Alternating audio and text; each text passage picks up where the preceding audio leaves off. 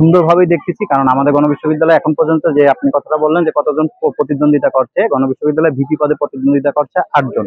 এবং সকলের সাথে সকলের একটা পারস্পরিক সুন্দর সম্পর্ক আছে। এখানে এখন পর্যন্ত তেমন কোনো ঘটনা ঘটে নাই যাতে নির্বাচনে কোনো অপ্রীতিকর ঘটনা ঘটে। আর দ্বিতীয়ত যদি বলি যে গণবিশ্ববিদ্যালয় একমাত্র বিশ্ববিদ্যালয় যে প্রাইভেট বিশ্ববিদ্যালয়ের মধ্যে এখানে আমাদের ছাত্র সংসদ নির্বাচন আছে, এবং আমরা দেখছি যে এখানে ডাকসু, জাকসু এবং রাকসু সহ বিভিন্ন পাবলিক বিশ্ববিদ্যালয়ের নির্বাচন হয়। তো সেই ক্ষেত্রে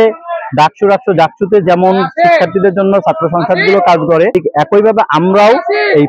প্রাইভেট বিশ্ববিদ্যালয়ের মধ্যে গণবিশ্ববিদ্যালয়ের ছাত্র সংসদে ঠিক একই ক্রমে শিক্ষার্থীদের অধিকার, বিভিন্ন শিক্ষার্থী বান্ধব কাজ এবং গণবিশ্ববিদ্যালয়কে আরো জাতীয়ভাবে আন্তর্জাতিকভাবে প্রতিষ্ঠা করার জন্যই ছাত্র সংসদ কাজ করে যাচ্ছে। আর যে কথাটা বলতে চাই সেটা সবচেয়ে বড় কথা যে আমরা 25 তারিখ পর্যন্ত নির্বাচনে একে অপরের প্রতিদ্বন্দ্বী, কিন্তু 25 তারিখের পরে আবার দিন শেষে সবার ভাই, কেউ বন্ধু, কেউ সহযোগী, সহপাঠী সেই হিসাবে আছি। তো আমি যদি জয়ী হই তাহলে সকলকে সাথে নিয়ে যে ক্যাম্পাস গড়ার প্রত্যয় আমাদের আছে, সুন্দর সুন্দর সকলের যে চিন্তা আছে সেই সকল চিন্তাকে বাস্তবায়ন করার চেষ্টা করব। কিন্তু আবার যদি আমি পরাজিতও হই বা কোনো কারণে যদি আমার সেই জয়ের ফল না আসে, তাহলে যে জয়ী হবে তার মাধ্যমে আমার যে সকল ভালো কাজ আছে, যে সকলগুলো বিশ্ববিদ্যালয়ের জন্য করতে চাই, শিক্ষার্থীদের জন্য করতে চাই, আমি তখন সেই বিজয়ী ছাত্র সংসদের মাধ্যমে সেই কাজগুলো প্রতিষ্ঠিত করে নিতে পারবো।